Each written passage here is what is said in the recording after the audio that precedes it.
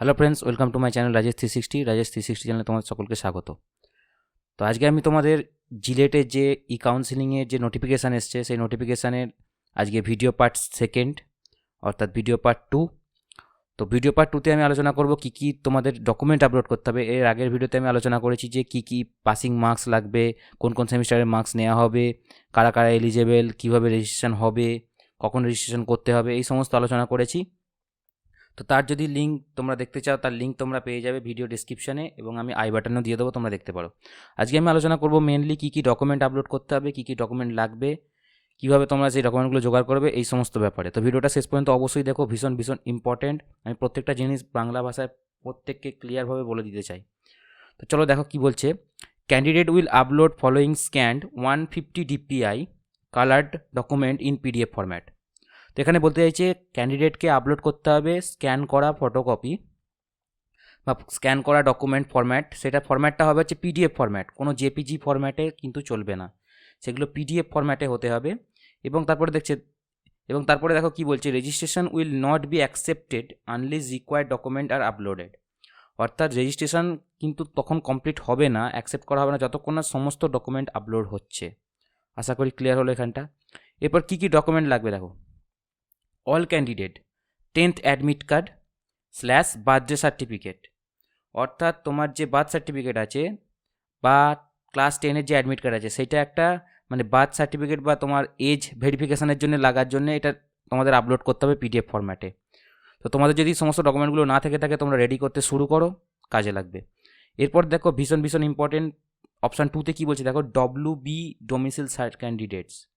অর্থাৎ WB domicile ক্যান্ডিডেটসটা কি, domicile certificate লাগে। অর্থাৎ পশ্চিমবঙ্গে বসবাসকারী যারা বাসিন্দা আছে তাদের জন্যে তোমার কোথায় বসবাস করো তার একটা প্রমাণ হিসেবে এটা লাগে। তো কী বলছে এরপর দেখো ডোমিসাইল সার্টিফিকেটের সম্বন্ধে, as mention in the section 6.0 to 6.2 information bulletin. তো তোমাদের বলতে চাইছি যে এখানে ডোমিসাইল সার্টিফিকেটটা একটা ফরম্যাট আছে, সেই ফরম্যাটটা ওয়েবসাইটেই দেওয়া আছে, তোমরা পেয়ে যাবে। কিংবা এখানে বলে এই বছর একটা নতুন জিনিস অ্যাড করেছে, যেহেতু এখন গ্লোবাল প্যান্ডামিক সিচুয়েশান চলছে এবং লকডাউন আছে বিভিন্ন জায়গায়। তো তোমরা যদি এই মুহূর্তে ডোমিসাইল সার্টিফিকেট জোগাড় করতে না পারো তাহলে কি করবে এই মুহূর্তে, তাহলে দেখো self declaration in the format given in 1 হেয়ারিন। অর্থাৎ এখানে বলা আছে যে সেলফ ডিক্লারেশন ফর্মে কী থাকে সেটা আমি তোমাদের দেখিয়ে দিচ্ছি। দেখো সেলফ ডিক্লারেশন ফর্ম এরকম দেখতে হয়। তো এখানে তোমাকে কি করতে হবে মেনলি সেটা সম্বন্ধে একটা আলাদা ভিডিও বানাবো, সেখানে তোমরা দেখে নেবে। তো এটা মেনলি কাজ আমি বলে দিচ্ছি। তোমাকে এখানে লিখতে হবে যে এই মুহূর্তে আমি গ্লোবাল প্যান্ডামিকের জন্য আমি জোগাড় করতে পারিনি, আমি এটা ডিলে করলাম ভর্তির আগে পর্যন্ত, অর্থাৎ যে কলেজে আমি ভর্তি হব তার আগের দিন পর্যন্ত আমি ডিলে করলাম। ভর্তির সময় ফিজিক্যালি যখন আমি কলেজে গিয়ে ভর্তি হব আমি সেই ডোমিসাইল সার্টিফিকেটটা ওখানে সাবমিট করে দেবো। এই মুহূর্তে আমি দিতে পারছি না কারণ আমার কাছে নেই, আমাকে জোগাড় করতে টাইম লাগবে। এইটা ওখানে ডিক্লেয়ার করতে হবে, তোমাকে নিচে সাইন করতে হবে, এই সমস্ত ব্যাপার। এরপরে দেখো পয়েন্ট কি বলছে, SC ST OBC A OBC B ক্যান্ডিডেটসের জন্যে প্রসপেক্টিভ ক্যাটাগরি সার্টিফিকেট, যার যেরকম ক্যাটাগরিতে সেই ক্যান্ডিডেটের সেই সার্টিফিকেট কিন্তু লাগবে, আপলোড করতে লাগবে। যারা PWD ক্যান্ডিডেটস আছে তাদের PWD সার্টিফিকেট লাগবে। এবার দেখো এরপরে নিচে কি লেখা আছে দেখো, beside the above the 3 separate group candidate will upload the following academic document. তো এখানে অ্যাকাডেমিক ডকুমেন্ট কী কী লাগবে দেখো, যারা ধরো ডিপ্লোমাতে পড়ে 6 সেমিস্টারের গ্রেডটা লাগবে, রিপোর্ট কার্ড, 5th সেমিস্টারের রিপোর্ট কার্ড লাগবে, 4th সেমিস্টারে লাগবে, 3rd সেমিস্টারে লাগবে। তার মানে সেকেন্ড ইয়ার আর থার্ড ইয়ার ডিপ্লোমা স্টুডেন্টদের সেকেন্ড ইয়ার এবং থার্ড ইয়ার টাইমটাই ক্রুশিয়াল টাইম, কারণ ফার্স্ট ইয়ারে সকলের মানে সাবজেক্ট সেম থাকে এবং কোনো ভ্যালু নেই এটার। তো 3rd, 4th, 5th, 6th এই 4টে সেমিস্টারের ভ্যালু ম্যাক্সিমাম, এবং এর রিপোর্টের ওপরই তোমার র্যাঙ্ক এবং কলেজ তোমার সিলেকশন হবে, তুমি সেরকম কলেজ পাবে। ফার্মাসিদের জন্যে পার্ট 2 মার্ক, অর্থাৎ ফাইনাল ইয়ারের যে মার্কসটা পেয়েছিল সেটা লাগবে, মার্কশিটটা। ফার্স্ট ইয়ারের মার্কশিটটা লাগবে, আর ক্লাস 12 HSের মার্কশিটটা লাগবে। BSc ক্যান্ডিডেটসদের জন্য কি বলছে দেখো, ফাইনাল ইয়ার মার্কশিট লাগবে। BSc ক্যান্ডিডেট যারা ফাইনাল ইয়ার পাস আউট হয়েছে তাদের মার্কশিটটা লাগবে, আর ক্লাস 12-এর মার্কশিট লাগবে। এরপরের পয়েন্টটা ভীষণ important, marksheet will not be accepted unless authenticated by the head of the institution with his or her signature and offer stamp and official stamp. তো এখানে কি বলতে চাইছে, ই মার্কশিট। ই মার্কশিটটা কী জিনিস, ধরো আমরা যে রেজাল্ট দেখি না রোল নাম্বার দিয়ে, সেই রোল নাম্বারে সেই রেজাল্ট দেখে যদি সেটাকে প্রিন্ট করে আপলোড করে দিই হবে না, হবে একটাই উপায় আছে, তোমাকে হেড অফ দ্য ইনস্টিটিউশনের সাইন চাই, তোমার সাইন চাই, অফিসিয়াল স্ট্যাম্প চাই ইনস্টিটিউশনে, তুমি যে ইনস্টিটিউশন থেকে পাস করেছো, তোমার কলেজে যেতে হবে, মেন কথা, নয়তো হবে না। তোমার কাছে যদি মার্কশিট থেকে থাকে তো সেটাকে স্ক্যান করে আপলোড করে দিলে পিডিএফ ফরম্যাটই হয়ে গেল, সিম্পল। এরপরে কি বলছে দেখো, if due to the ongoing pandemic situation the candidate is unable to organise the formal domicile certificate, he or slash she can upload a self declaration in the format given. অর্থাৎ এখানে যেটা আমি খানিকটা আগেই বললাম, যে কোনো স্টুডেন্ট যদি অর্গানাইজ করতে না পারে ডোমিসাইল সার্টিফিকেট এই মুহূর্তে, তাহলে সে একটা আপলোড করতে পারে সেলফ ডিক্লারেশন ফর্ম। তো ফরম্যাট দেওয়াই আছে এই পিডিএফের সাথে, লাস্ট টাইম তোমাদের দেখাবো, চিন্তার কোনো কারণ নেই। সেই ফরম্যাটটা তুমি সাবমিট করে কিছু দিনের জন্য, অর্থাৎ কলেজ ভর্তির আগে অবধি তুমি এটাকে ডিলে করতে পারো, তার মধ্যে তোমাকে জোগাড় করতেই হবে। ডোমিসাইল সার্টিফিকেট তোমার লাগবেই, কিন্তু ই কাউন্সিলিংয়ের জন্য এই মুহূর্তে লাগতে নাও পারে, কিন্তু পরে তুমি যখন কলেজে ভর্তি হবে তোমাকে দিতেই হবে। ওকে, আশা করি তোমরা বুঝতে পারলে। এরপর কি বলছে দেখো, candidates having SC ST OBC A OBC B certificate issued by appropriate authority by the government of West Bengal may upload their category certificate in place of domicile certificate.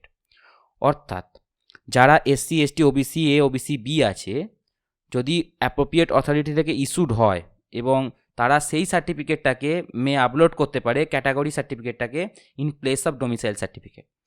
অর্থাৎ এসটি এসসি ওবিসি যারা আছে তাদের যে সার্টিফিকেটটা আছে, তারা যে SC ST তার যে প্রুফ, তাদের সেই সার্টিফিকেটটা ডোমিসাইল সার্টিফিকেট হিসেবে ইউজ হতে পারে, কারণ সেখানে লেখা থাকে কোথায় বাড়ি, কি কোথায় থেকে এসেছে, সেই সমস্ত ইনফরমেশান থাকে।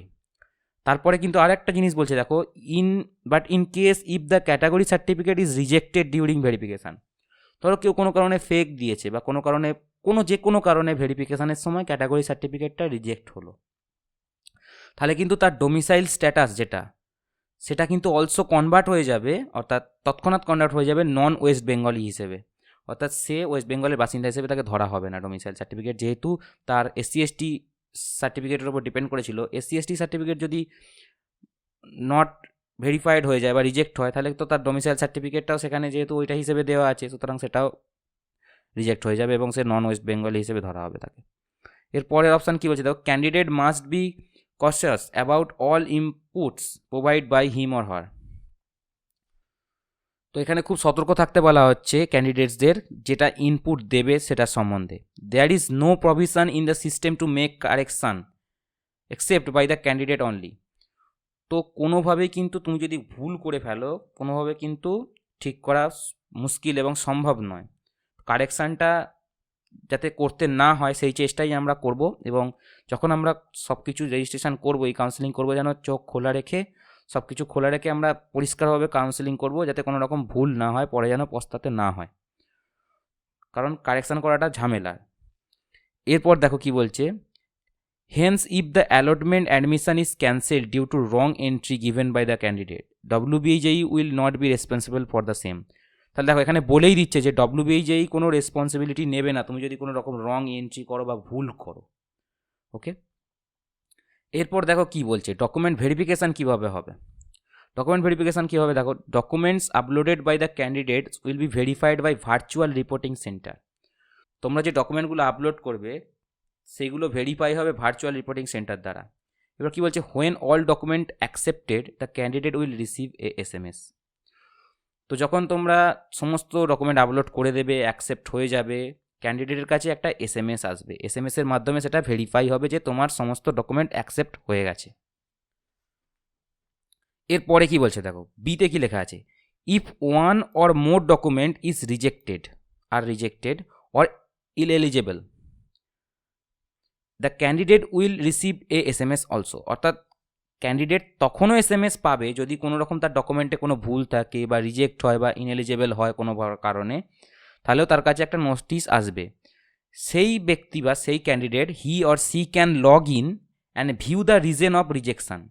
তো সে লগ ইন করতে পারবে এই কাউন্সিলিংয়ের পোর্টালে গিয়ে, এবং সেই তার ডকুমেন্টটা রিজেকশানের রিজনটা সে দেখতে পারবে যে তার এই ডকুমেন্টটা কেন রিজেক্ট হলো, এবং রিজেকশানের কারণ জেনে নেওয়ার পর সে অ্যাকর্ডিংলি পরপর স্টেপ কী করবে সেটা বলেছে দেখো। According the candidate must upload corrected document within the date and time. অর্থাৎ এখানে স্পেকুলেটেড যে টাইমটা দেওয়া আছে, ডেট অ্যান্ড টাইম। আচ্ছা, তোমাদের আগে বলে রাখি, যদি কোনো রকম ভুল হয়, তোমাদের কাছে SMS আসে যে তোমার এই ডকুমেন্টটায় ভুল আছে, কারেকশান দরকার আছে, তখন তোমাকে একটা নির্দিষ্ট টাইম দিয়ে দেবে যে এই টাইমের থেকে এই টাইমের মধ্যে তোমার ভুল সংশোধন করে তুমি সেই ডকুমেন্টটাকে ঠিক করো, ঠিক করে PDF ফরম্যাটে আনো, এনে আবার সেই জায়গায় আপলোড করে দাও, দিয়ে লক করে দাও, তাহলে কিন্তু সব কিছু ঠিক হয়ে যাবে। তো তোমাদেরকে টাইম দেবে, কোনো রকমভাবে ডকুমেন্ট রিজেকশান হলে তোমার কাছে SMS আসবে, সো চিন্তার কোনো কারণ নেই। তবু আমরা চেষ্টা করবো সমস্ত ডকুমেন্ট সঠিকভাবে আপলোড করার, কারণ কোনো রকম ঝামেলাতে জড়ানোতে কেউই চায় না। এরপর কি বলছে দেখো, in case the candidate fail to upload corrected and acceptable documents within the given date. অর্থাৎ বলতে চাইছে, যদি কোনো স্টুডেন্ট কোনো তার ডকুমেন্ট ভুল আছে, তাকে জানানো হয়েছে SMS-এ, সে কোনোভাবে ঠিক করলো না, তাহলে WBJE কী করবে? WBJE May decide to convert candidate eligibility and or category based on the last document uploaded. অর্থাৎ লাস্ট যে ডকুমেন্ট, ভুল ডকুমেন্ট আপলোড হয়েছে, সেইটাকেই ঠিক ডকুমেন্ট ধরে কিন্তু এগিয়ে যাবে, যেটা কিন্তু উচিত নয়। তোমার ভুল ডকুমেন্টের ওপর তোমার এলিজিবিলিটি যদি বিচার হয়ে যায়, তাহলে তুমি কিন্তু কলেজ তোমার যেটা পাওয়ার কথা সেটা তুমি পাবে না। ধরো তোমার কোনো কারণে HS-এর বা কোনো কারণে 6 সেমিস্টারের মার্কসে কোনো রকম কিছু ভুল ছিল, বা কিছু একটা গণ্ডগোল আছে, তোমার নাম্বারের ব্যাপারে কিছু ভুল হয়ে গেছে, তো তুমি যদি সেই ডকুমেন্টটা ঠিক না করো, তাহলে তো তোমার সেই নাম্বার রেসপেক্টেই তুমি কলেজ পাবে না, তো তোমার তো লস হয়ে যাবে। তো এরকম কিন্তু গণ্ডগোল হবে, তো তোমাকে সাবধানে সব কিছু কাজ করতে হবে। তো হেল্প ডেস্ক নাম্বার অবশ্যই দেওয়া আছে এখানে জিলেটের, দেখো, candidates can also contact the help desk. দুটো টোল ফ্রি নাম্বার দেওয়া আছে, 18003450 আর একটা দেওয়া আছে 1800102378 তো তোমার যদি কোনো ক্লিয়ারিফিকেশনের দরকার হয়, আরও ফার্দার ইনফরমেশনের দরকার হয় যে বুঝতে পারছি না এই ভিডিওতে কোনো জিনিস, তাহলে তুমি এই হেল্প ডেস্ক নাম্বারে কল করতে পারো, জিলেটের একদম কাউন্সিলে, কিংবা কমেন্টে আমাকে লিখতে পারো, আমি রিপ্লাই দিয়ে দেবো। এরপর দেখো কি লিখছে, candidate will be allotted a seat only according to the document uploaded by him or her accept by VRC। তো এখানে বলছে যে ক্যান্ডিডেট যে ডকুমেন্টগুলো আপলোড করবে তার রেসপেক্টেই কিন্তু তার সিট অ্যালট হবে, এবং সেই ডকুমেন্টগুলোকে VRC দ্বারা কিন্তু ভেরিফাইডও হতে হবে। ভেরিফাইড তো হবেই, এবং তারাই কিন্তু তোমার সিটটাকে অ্যালট করবে। ফর এক্সাম্পল কি দিচ্ছে দেখো, if A SC candidate is unable two upload SC certificate or his or her SC certificate in rejected during verification, he or she will not be allotted any SC seat. He will be considered as general candidate.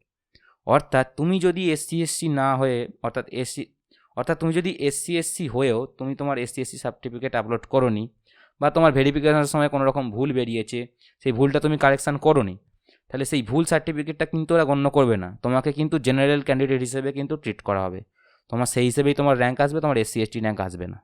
আশা করি এখান পর্যন্ত clear হয়ে গেছে। তো ভিডিওটা এতটা দেখার জন্য থ্যাংক ইউ সো মাচ। এর পরের ভিডিওতে আমি চয়েস স্পেলিং সম্বন্ধে এবং আরও এই নোটিফিকেশানটার ডিটেলসে আমরা যাব। তো আমার সাথে জুড়ে থাকতে প্লিজ চ্যানেলটা সাবস্ক্রাইব করে রাখো, আর নোটিফিকেশান আইকন অলওয়েজ অন রাখো। থ্যাংকস ফর ওয়াচিং, দেখা হচ্ছে নেক্সট ভিডিওতে, বাই।